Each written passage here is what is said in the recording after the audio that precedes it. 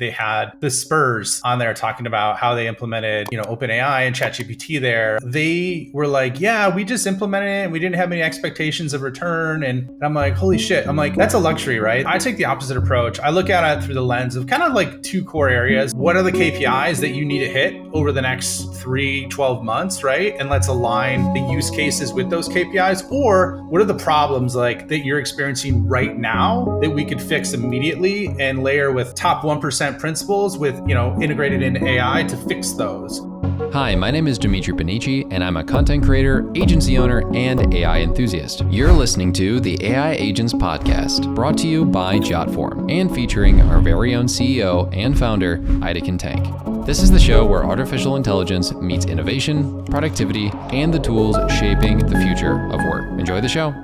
Hello, everyone, and welcome back to this episode of the AI Agents Podcast. In this episode, we are talking with Ryan Staley. How are you doing, Ryan? Awesome, man. Looking forward to being on the show. Yes, we're very excited to have you as well.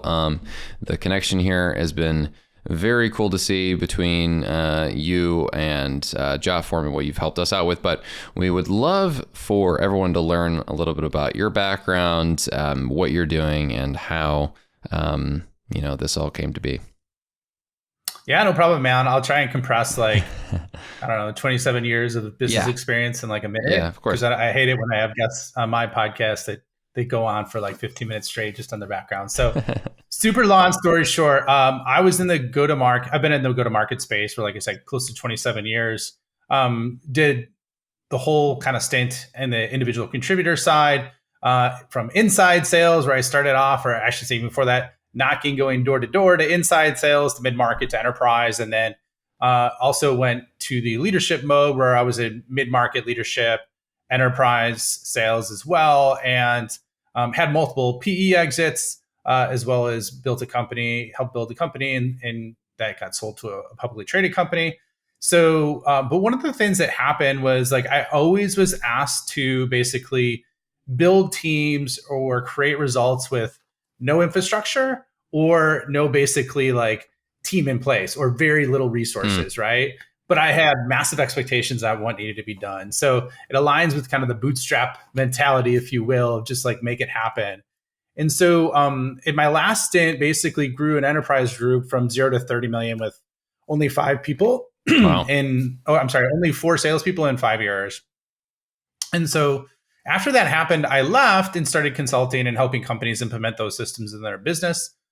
But about 2.5 years ago, almost 3 years ago now, I had a guy named Chris Savage from Wistia, who's the CEO, on my podcast, which is called The Scale Up Show. Attikin's been on there, just gave him some banger interviews. It's now called the AI Agent Show.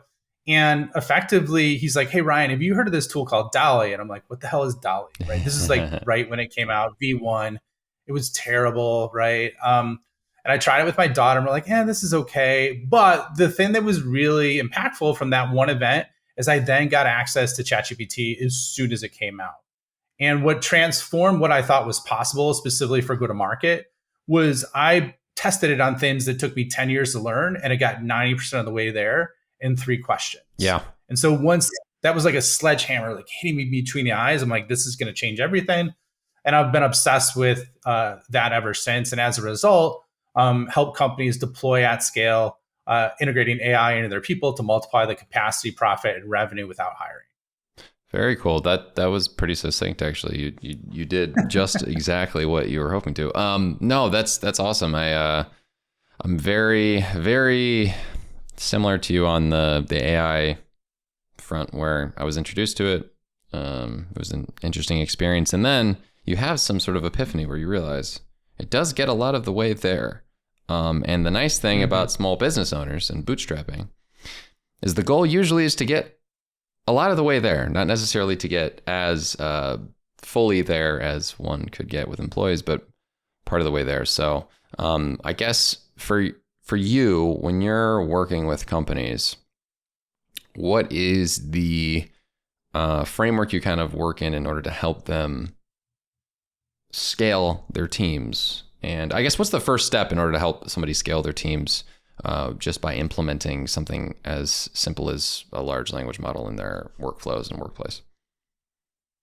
Yeah, no, it's a great question. Well, it's kind of funny because like I'm part of OpenAI's like private invite only community, and Ooh, they had the Spurs on there talking about how they implemented OpenAI and ChatGPT there, which sure. the Spurs the professional basketball team, right? Got it. And it was Hmm. funny, like they were like, yeah, we just implemented it, and we didn't have any expectations of return, and I'm like, holy shit, I'm like like that's a luxury, right? That's like a business that's making so much money that are just like, yeah, we'll just try it out and see what happens.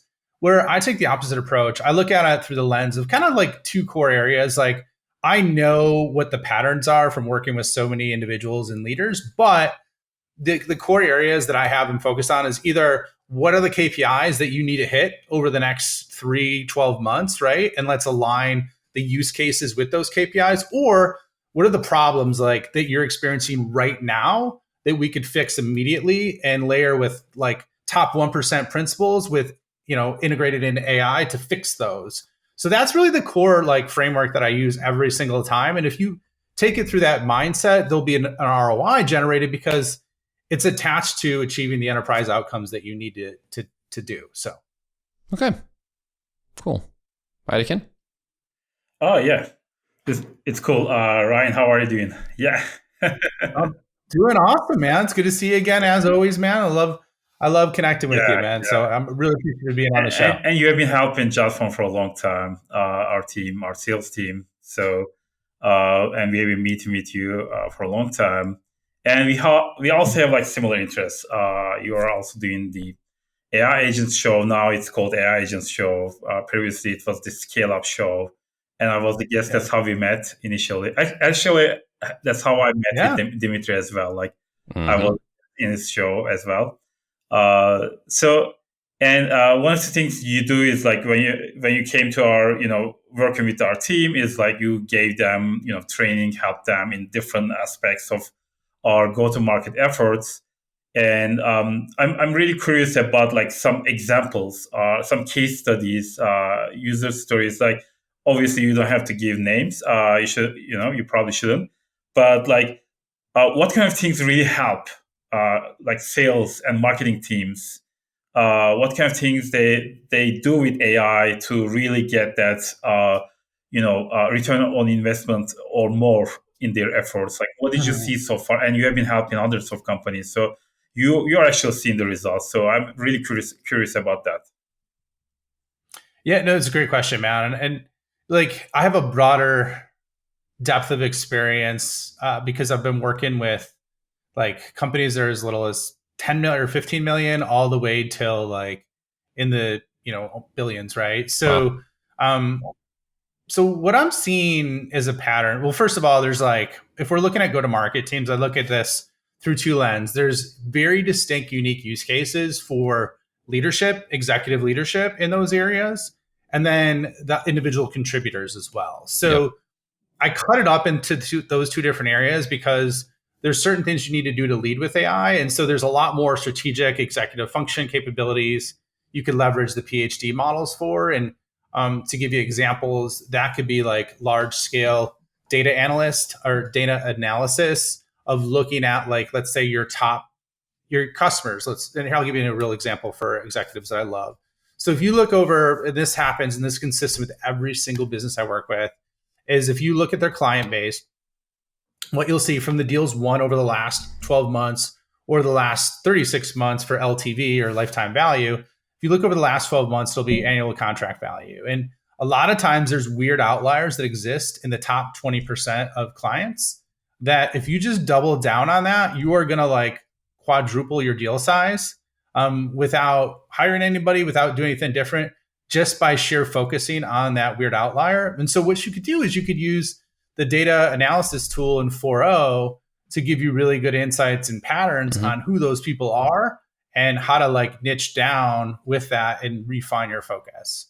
So that is a strategy that Vista Equity uses to turn companies from 1 billion to 3 billion. I use that manually when I was a rep and as a go to market. And so that'll double your deal size or quadruple your deal size, but also at the same time shorten the sales process. So that's one of the use cases I love for executives. And then I have more if you want me to on the executive side, and then I can get in the IC side. But I'll take a breath in case you have any follow up questions on that. Dimitri? No, I think that's interesting. I resonate with your point on the difference in how AI can help an individual in just your everyday workplace position versus like a company operator versus like someone in the higher level of positions. When you're working with companies, what do you find is the hardest spot for buy-in to occur? Right? Because obviously it's going to take it could be immediately bought in by people in the higher ups, but what do you find is the most difficult part of getting buy-in at a company for actual implementation? Is it implementation of it, or because a lot of people conceptually will be fine with it, but implementation I'm sure could be an interesting factor in there too. It's interesting. So I think so the process I usually do is like I'll analyze those problems, and then I'll do a combination of training and hackathons to implement it. Sure. Okay. But then also like really synthesize the people that are using the tools and providing use cases and really promote the success that they're doing. So I think sometimes like there's still the misnomer of executives where they're like, hey, I can just delegate this to my team and do it.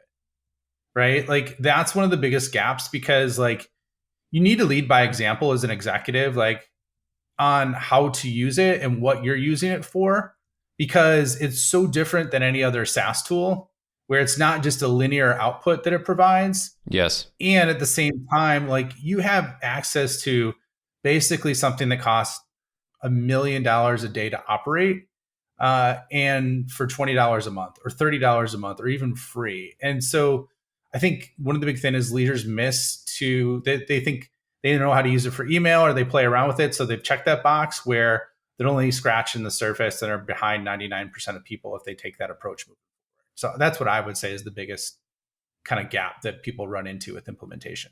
Is there any concerns usually in these companies that the outputs that they're going to have when using the tool are not as good as somebody who is, in like an entry level position or otherwise? Because I feel like that's some part of the buy-in. It's a good question, man. Because so I survey my customers when I bring them on, and that is the number one consistent pattern that I've seen of people not getting good outputs. And so that's one of the things I hit on the first session is like how to get top 1% outputs so that like the results you get are amazing. Because once you do that, that unlocks a whole different part of someone's brain of what's possible. And that's what really gets things flowing. I would say that's one. And number two is I find out within a week or two how I could save someone 5 to 10 hours a week through using the tool. And that's the other thing that opens up, their interest and coachability is what I would say. So those two areas. Interesting. I've noticed that with people in the general, talkosphere that is not and enthralled with AI, they tend to have the intrigue, and then they're not really great at prompt engineering, or they don't put a lot of time into it. So then they'll think that, the performance is worse than that of like a basic level employee. So that's why I always ask that question. I find it this like weird juxtaposition where they're like, oh, this could be saving me a lot of time, but then they try it for a little bit. They don't necessarily put in the best of inputs, and then the outputs aren't good, and then they try to blame it on the AI more than the actual performance that it can have. It's more so your prompt engineering, which is bad, is kind of what I've noticed a little bit. Yeah, I think it's true, man. I got the next question. Yeah, I actually wrote a book about automation, automate your busy work, and in the book that I talk about how to use automation, and what I encountered is like when I talk to people about automation is like the biggest problem is like taking that first step. Like it's just like people are already busy, like they're already busy, like we don't have time to improve things, we don't have time to automate things. Like that's the biggest struggle. And so someone thinking about using, like a company thinking about using AI for their sales and marketing, where do you think they should take the first step? Like what should be their first step? Like so that they can get some they can give it a start and build some momentum, like where would be like the low hanging fruit for them to get results? Yeah. So I take the atomic habits approach to this, and this is like the simplest way. And basically, one of the things they talk about in the book Atomic Habits, written by James Clear, is basically like attach it to something you already do every day, right? And start to formulate a habit like that. So the easiest way to do that is think about how much on average the average person uses Google a day, right? Like pretty much everybody uses it every day at some point. So instead of spending your half hour a day on Google, spend 15 minutes on ChatGPT when you do it. Sure. Try ChatGPT first, try it on there. Or I actually like Perplexity better than ChatGPT for search. I showed my mother, who's 75 years old, on how to use it. And she's like, this is so much easier than Google, right? And that's a 75-year-old woman who's loved by mom, amazing, but not the most technically savvy person. Sure. And so if a 75-year-old grandma can learn how to use an AI tool like that, after when I had lunch with her, I showed her how to use it. That's it, right? Like then anybody else could do that. So if you just replace it, you'll find your life getting better and better, and then that'll get the momentum going. Wow. I mean, okay. I found the voice modes really helpful in the start. Like, both for my kids, like, they're in elementary school, and for my like father and mother, like it's really hard to get them to use technology. But once I gave them the ChatGPT voice mode into their hands, like they were so like it was so easy for them to use it. And my kids are using it to do their homework, to do their research. My father is using it to ask different questions and learn about different things. So it kind of replaces, searching Google for them. And it like the voice mode seems to be really promising in this area. Yeah, go ahead, Dimitri. Yeah, no, that, absolutely. I got to show my mom how to do that too. Yeah, cool. I guess I got to get on the train of attempting to get the elderly people or the people that are more senior than I in my life to use it. I haven't got on that train yet, but I guess I need to. I was thinking the whole Perplexity thing does introduce an interesting wrinkle into the mix when you're probably working with companies. Is it through partnerships that you default to ChatGPT? Or is there anything else? Have you ever implemented anything else at a company? And is there any reason? Yeah, I've implemented Copilot. I'll make recommendations to tools like Jotform, right? Like, I really look at I don't look at everything as a nail in ChatGPT as the hammer, right? I really look at the use cases. And so, it's kind of a combination of things, man. I would say usually ChatGPT is the farthest ahead of everybody. In terms of releases in advancements, and we could talk about deep research on that. And then other people are catching up constantly. So that's usually the best default. I don't get paid by them. I don't have any affiliate fees or anything. Sure. Yeah. I also personally like Claude. I like Perplexity for search. There's some really crazy agentic use cases we could talk about with Perplexity that not a lot of people talk about, as well as deep research. And then, I even this one's wild, but Atikin knows, we've had conversations. I'm a go-to-market first person and spend a ton of time in large language models. I'm not a programmer. I'm not an AI engineer. I was creating some stuff on Lovable that blew my mind. Lovable has grown from 0 to 10 million in 3 months. And that's agentic building. I've used Replit as well. But those are some examples. So it's really use case dependent is what I would say. But by default, usually ChatGPT is the kind of catch-all because of the PhD models it has, in my opinion. For example, I think you have something that you call the AI model metrics. Can you talk about a little bit about that? Yeah, sure, man. So the AI model matrix, I just made a YouTube video about this because it was one of the things that came up so many times when working with clients. So how do I know what model to use when, right? Good question. And maybe what I'll do is I don't know, maybe I'll share it. Maybe I could share a link in the chat or something of it. I haven't made it publicly available, but if people are interested, maybe I could do something like that. But basically what it is it just breaks down every single model that's available in ChatGPT right now, with like the specialty use cases of what it's good for, what it's not good for, and then actual real use cases to use it. So it ranges from 4.0 all the way down to deep research, and then even 4.5, which is the emotional intelligence model that they released in research preview recently as well. Can you share some examples from there?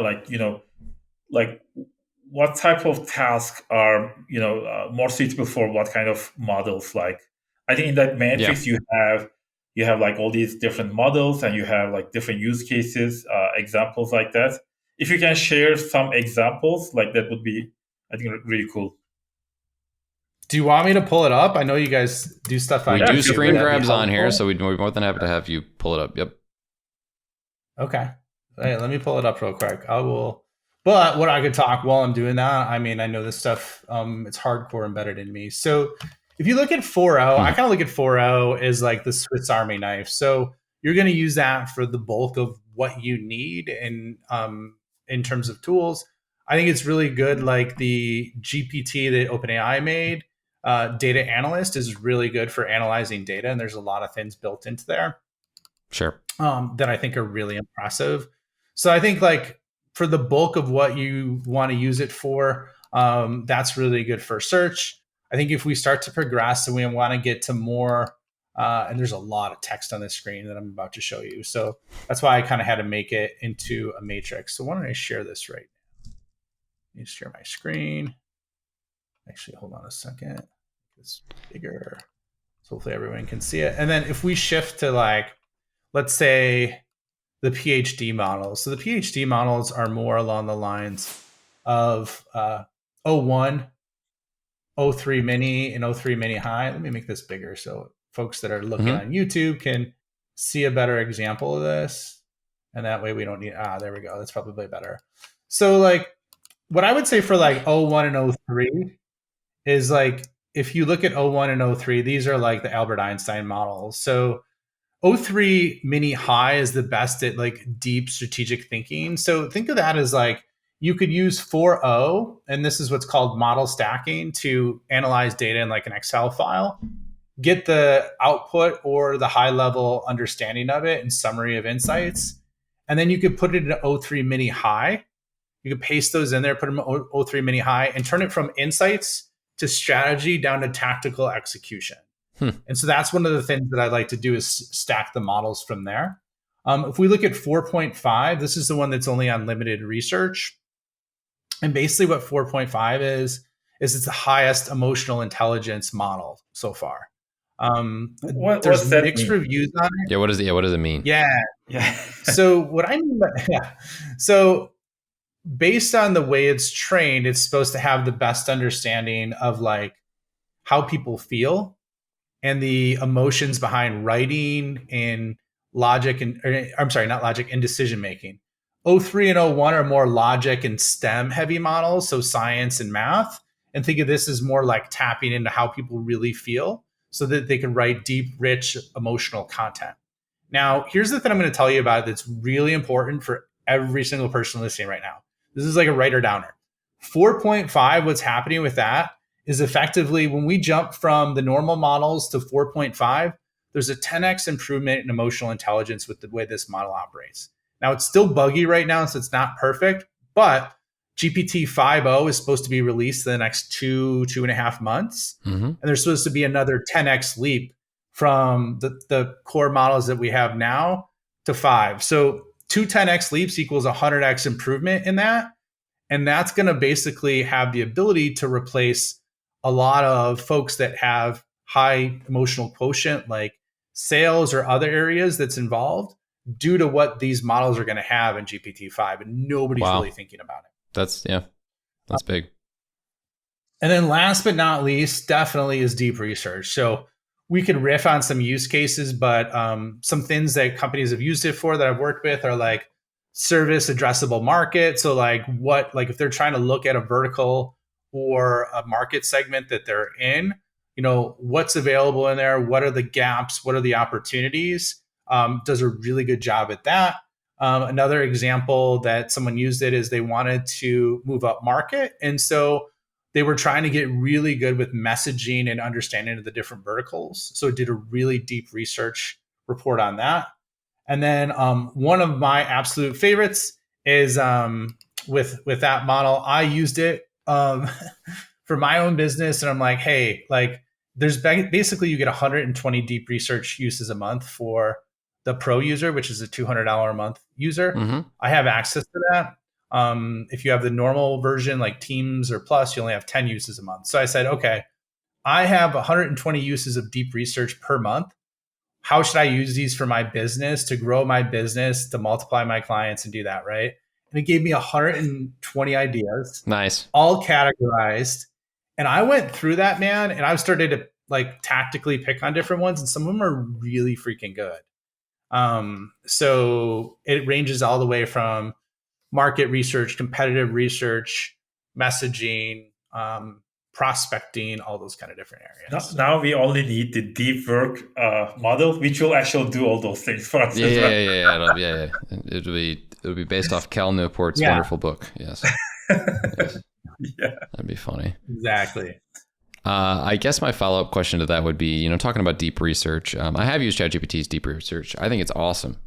There is a lot of great stuff I'm seeing when I try it out. I do have the team plan, so I only have so many uses per month, but I try to be as effective as I can with them. However, there are other tools that have deep research now. I believe it's Perplexity. I believe it's also not only Perplexity, but Gemini as well. Didn't they just release something on that realm? Mm-hmm. What are your thoughts on those other models and how their deep research is and how they compare?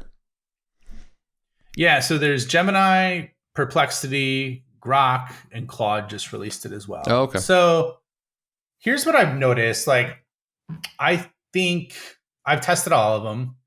And because like I look at this, like I said, I have no alliance to any model. I like to just use what works best. That's why I use a bunch of different models, right? And I'm working on something for that because I think that's an opportunity. But what I would say is like, one of the things here, let me give you an example, like instead of just like being negative, I'm not going to be the opposite side where I'm going to be like a classic YouTuber's like, this is amazing. This is the best thing that's ever happened, right? But I'll give you a good use case in Perplexity that I've never heard anyone else talk about. And so this might be valuable. So within Perplexity, you could go in there and basically click on the mode that you want. Maybe I'll pull this up and I'll show this as well. But one of the cool things about Perplexity is like, you could use DeepSeek as an example, as one of the models. I have the Pro model, which is basically the $20 a month version. So let me share this again and I'll show you because not a lot of people know this. And this might be a huge level up. Okay. All right. Okay. So if we click on here, one of the things is you could use the different reasoning models. So this is kind of like, and this is what I noticed. One of the interesting things about Perplexity is they test OpenAI's advanced models before the public, because I've seen that. But basically there's pro, there's reasoning, and then there's deep research. For Perplexity deep research, I was not impressed. It kept timing out. It wouldn't like complete the job. But this basically has the reasoning model is effectively like deep research, and I could use any of the models here. So that's something that's really cool. The part that I've heard anybody talk about is this button, right? So you could set the sources for search. So you could look at social, academic, or web. It's defaulted to web. Now, here's where it gets really cool. If I were to do this, let's say for only academic, I could type in here and say, okay, identify the top 10 papers on, let's say, LLM prompting for agentic use case optimization. I'm just making this up on the fly, right? But what it's going to do is it's only going to look at research papers versus pulling everything it can off the web. And so there's a different level of quality you're going to get from that in terms of doing it. And as you can see, even though it's not deep research, it's mimicking that and it's going through the kind of like chain of thought with it. And what you're going to see is it works pretty good and pretty fast. So like this is what I would say is an example of how you could use it. And it didn't pull up 10 papers, ironically, but it's because it says there's only one paper on this, which is really interesting. So this might be, and then it gives you a link to the research paper as well. So just a little bit of a different way that you could use it. And then at the same time, like if you're trying to get sentiment off of like what your buyers are doing, you could put that and put social media and have only responses from Reddit. So like, for example, like we're looking at doing research for Jotform, I could say, okay, what are all the agents for customer support that would be needed specifically for nonprofits or specifically for education institutions that are talked about in Reddit, and then give me examples of what forums they are. So it's really good for things like that as well. Okay. So here's the things that I'm noticing. Every product seems to have a unique wrinkle somewhere lying within it, you know? However, there's a lot of different services that you'd end up needing to purchase, which I have no problem with. I mean, we run a podcast about AI. I have a content agency. It just makes sense. What is your elevator pitch to the average person in a company, small business or otherwise, for why you'd want to invest in not only one tool, but multiple tools? Because I personally can see the value in having and spending 40, 60, 100, whatever it is a month on AI and automation. But what's your elevator pitch for that? Yeah, I mean, at its simplest, like I think you pick one large language model, Okay, standardize on it for your company, and then you could stack the other ones for niche use cases, right? So the cool thing about Perplexity is it's free. Like you don't even need to pay for it. And it's research in real-time research is like massively good for time savings alone. So like even if you just had like ChatGPT, Gemini's finally catching up. It's not quite there yet, but it's getting better from Google. Like they're making huge advancements. And Claude's really good too. Like, so the cool thing is now is like, unless you're a super ridiculous power user like me and have to provide like always be ahead of the curve for your clients, you don't necessarily need to have the exact power up for every single one of these. sure. It's going to be more use case dependent, right? So I think here's what I say, my 2 cents: standardize on a platform, have your team work together, collaborate and share. And then for those niche outlier use cases, you might have people or departments that have multiple licenses, right? That's probably the best way to do it. Okay, cool. And the next question I have in this sequence would be, we're talking about using AI in real time, right? We're talking about using AI in what I guess I would think of as version 1 of how you could probably interact with AI. And in my perspective, there's like kind of 3 tiers you can work at it with. There's just chat, using it in the day-to-day interacting with the computer. There's number 2, which is making automation sequences. And then there's number 3, which is agentic uses that are also autonomous. So how do you at a company, and have you worked in companies where you've helped them implement automation workflows, and like how do you get them to take the step from just the normal day-to-day chat interaction and also use it for what, in my perspective, is actually even more practical, more effective, more time saving, which is like automation stuff on top of just interacting with the chat? Yeah, that's a great question, man. I think here's what I would say. This surprises me. A lot of companies don't even understand how to use the basic chat. Yeah. Like we're talking companies with hundreds of millions of dollars in revenue, no freaking clue. There's no standardized approach for their employees. So they'll be selling AI products, but they have no AI strategy for their team, and there's been no training for their team. And so that's problematic because then people operate in the shadows and they won't share their innovations organizationally. And that's one of the biggest things. Like you could be sitting on a gold mine of innovation, but if you don't put that training out in the public, then that's not going to happen. So I think that's the activation point. And once they realize, the employee realizes it's encouraged, the employer's behind them, then the floodgates open of opportunities. So that's going to give you your best automation use cases. However, I would say there's a big difference of automation between enterprise companies or small and medium businesses. And small and medium business, I mean, 50 people or less, right? Big difference. But I think it's a natural progression because what happens is once people are activated, they understand the use case, the benefit, they're like, all right, cool. Next step is like, how can we connect these to a couple different systems, right? So it's a natural like next step that they have because they don't want the constant clicking, right? Or they don't want to copy and paste in a lot of different fields. So that leads to more the automation component. The only thing I would say too with automation, and agentic is it's still limited in scope right now. And what I mean is like you can't just say like I want you to create an outbound campaign and generate 1,000 leads for me. No. Like it's not there. So you got to be very specific and have agents that are defined for narrow tasks. And if you do that, give them the right training data, then they could be really, really good at execution. Because like it doesn't matter if you could automate everything at scale if you're just automating shitty processes. You know what I mean? You're just automating slop, and that creates more problems than good. So that's my 2 When cents. you're automating, it's you prefer do you prefer just taking something that they already do and then like start using AI for various parts of it and just you know doing the same thing but with the help of AI and maybe scaling it with the help of AI?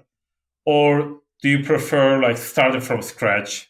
Hey, let's just start from scratch and let's build this new automation. Like, which one do you prefer when you're working with companies? Well, here's the thing. I mean, most of like the automation stuff, like it's just like normal automation with like some AI reasoning on top of it. Mm-hmm. You know what I mean? It's not like so like I think that's where a lot of people misunderstand it, and then like if we're talking about agents, like I've seen a lot of people try and I've tested a massive amount of tools and a lot of it's not that good.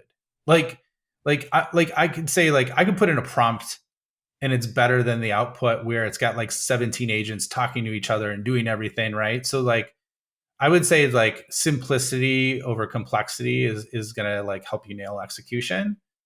And but here's what I would say: there's companies like Jotform that are like starting to democratize what is available with agents and make it really easy for people to do that. And as the technology gets better and better, then that nirvana of like using deep research is going to be available across a magnitude of different use cases. And then that's going to explode. So that's my 2 cents on that. What do you think about the future? Like obviously the AI agents they do work, but it's not like like you have to really spend a lot of time on them to fix them and get them to a point where they are useful, and you can actually make them useful, but it's actually requires a lot of effort and skills as well. But when you look at like 5 or 10 year horizon, like where do you see us and the companies? Like what do you think is going to happen in the future with AI agents and in terms of sales and marketing, especially? So let's say I'm just looking at my date. So it's March of 2025 right now. So let's take 5 years because I think if we look at 10 years, people's heads are going to explode, right? Yeah, so, I agree.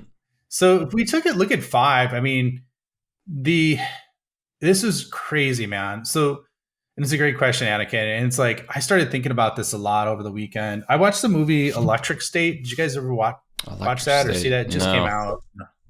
It it's gotten a lot of like it's with Chris Pratt and was it Millie Bobby Brown from Stranger Things. Stranger Things, Mm-hmm. right? Yep. So it didn't get great reviews. I thought it was entertaining. It kind of reminded me of Ready Player One, where there's like an alternate reality that happened in the 90s because robots basically took over and there's this whole big thing, right? So it was kind of funny because it was like stuck in the 90s, right? So that got me thinking, and I started asking deep research like, all right, I think we're going to hit artificial general intelligence in the next couple of years, which is basically where AI could do all the tasks that humans could do at the same or higher level. And the chief product officer of like OpenAI thinks that could be hit by the end of 26, I think, or 26. Dario Amodei from Anthropic said 27. So like that's going to massively change everything. And so my take is like, there's nothing that's happened faster in our life from a technology change than what's happening now. We're at Moore's law times 3. And so I guess like the biggest thing is like, there's going to be so many industries that are reinvented, so many jobs that are reinvented. And there's going to be like, I don't know, man, like I ran out 20 different scenarios that deep research came, and it went from like a surveillance government, like run state, all the way towards more the utopia model.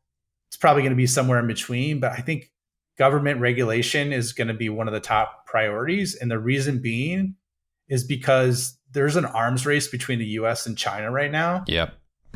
Because there's a security issue where if someone's AI is so good, they could literally attack the entire infrastructure of another company, like a nuclear bomb, and destroy it. And so there's a lot riding on this. And so long story short, if we're looking at life, I think it's going to be unrecognizable. It's going to be the difference between today and like what happened in the 1500s, probably 3-4 years from now, which is crazy. And then government is going to have a big role in it. And at the same time, I do think there's going to be a lot of upside too, because we're at the largest unengagement rate of work in 10 years. Really? And people are ready for a change. And I think this will give us an opportunity to make some areas of work really fun and really interesting and exciting as well.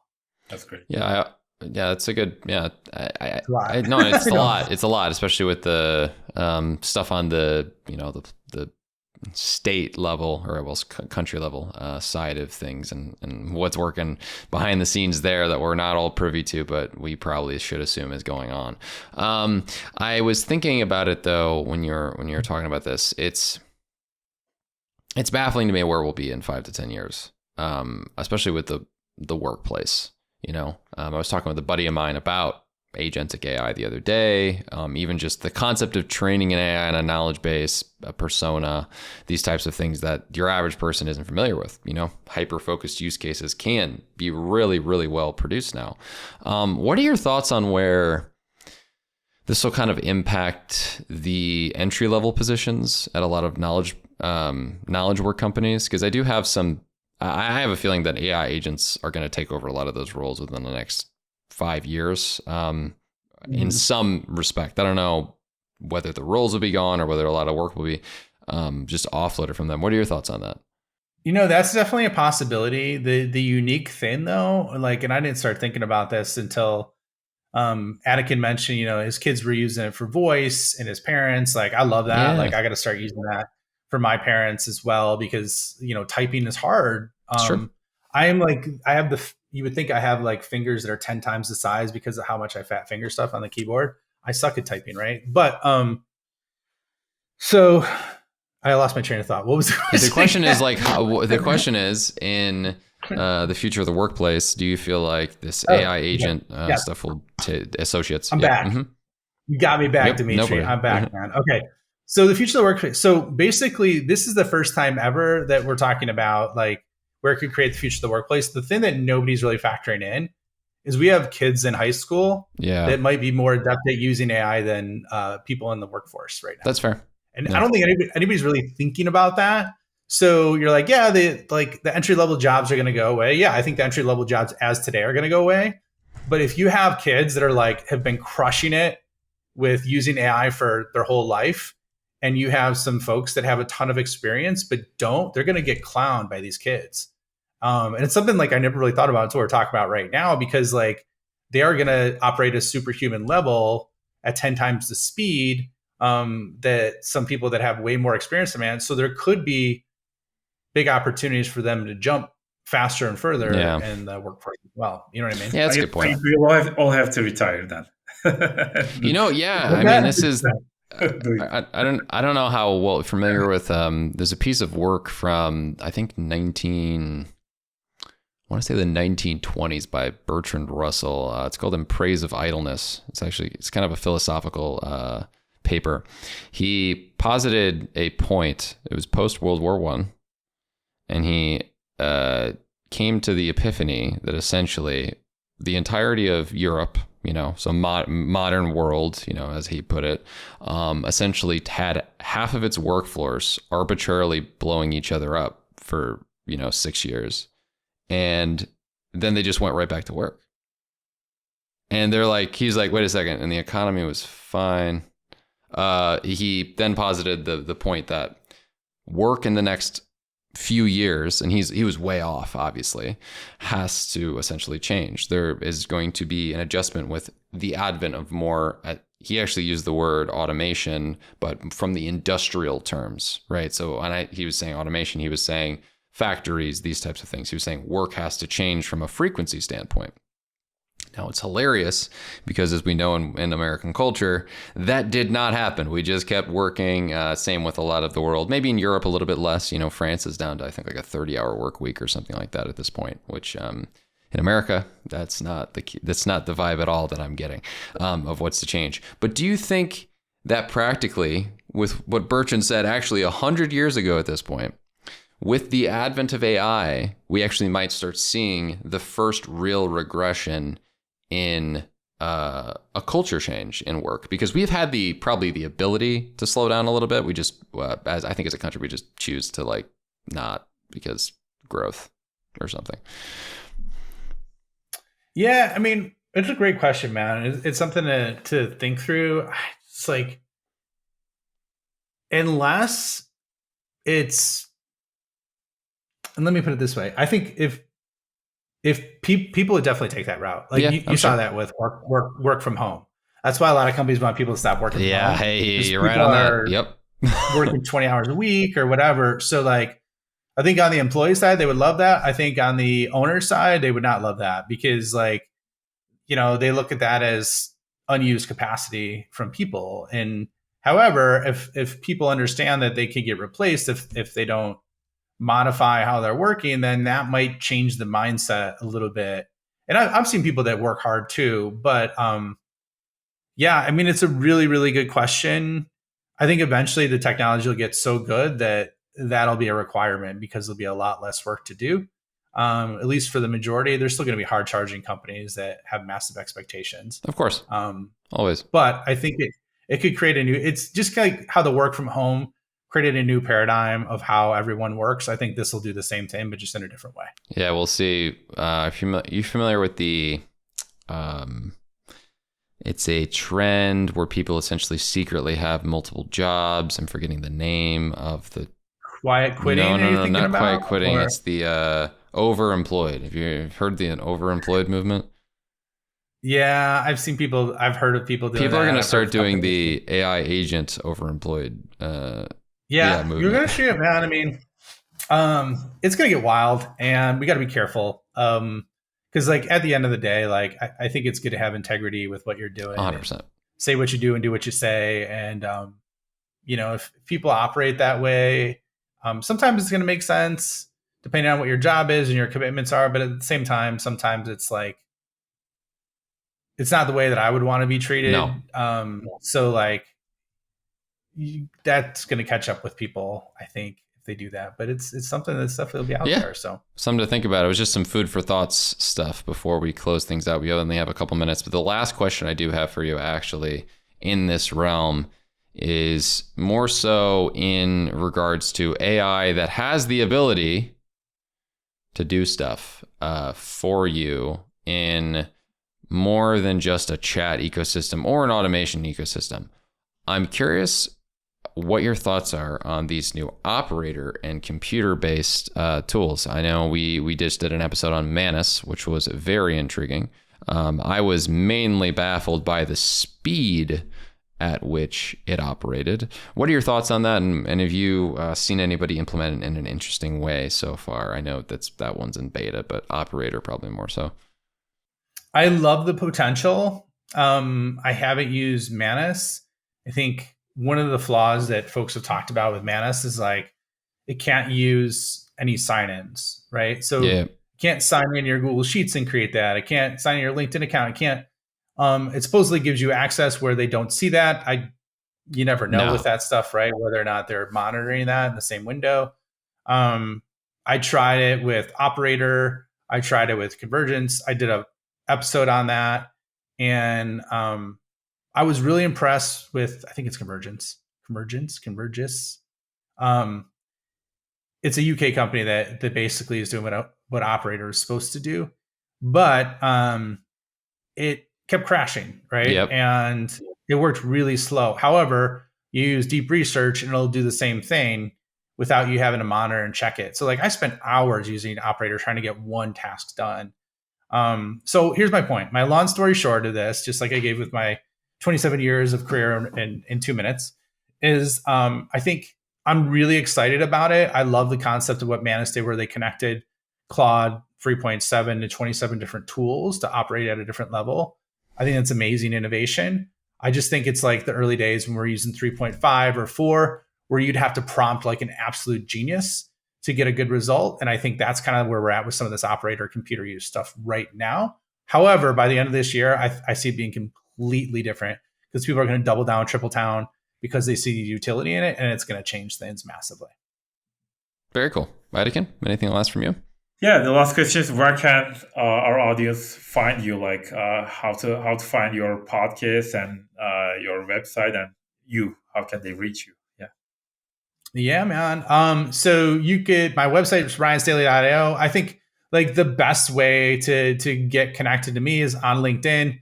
Send me a DM message there. I publish AI content every day, my journey, what I'm seeing work well, not work, as well as the latest. And then, if you like content like this, my podcast and YouTube, where I show actually explainers on this, is my YouTube channel, which is Ryan Staley. So that's pretty much it, man. LinkedIn, DM me, mention you saw me on the show. YouTube, if you want to watch some great content, I would love to hear from you, especially if you want to implement this at your company and transform your entire team in less than 2 months. So that's awesome. It's funny. It's when Aidikin asked the last question, have you seen iRobot? Yeah. It was funny. Yeah. I thought, so for one, both of us apparently are from the Chicagoland area, and that movie takes place in Chicago. And I was going to say to Aidikin, oh, that's the right question to ask at the end of it. And if you recall, the scientist always tells Will Smith when he's in the hologram, that is the right question. I love that movie. I watched. All right, guys. Thank you so much for listening to this one. This was a fun one. Please check out all of Ryan's stuff. Leave us a review on Apple Podcasts, Spotify, any of the different platforms that you're watching. Follow us for more. Thank you so much for listening, and we'll see you in the next episode.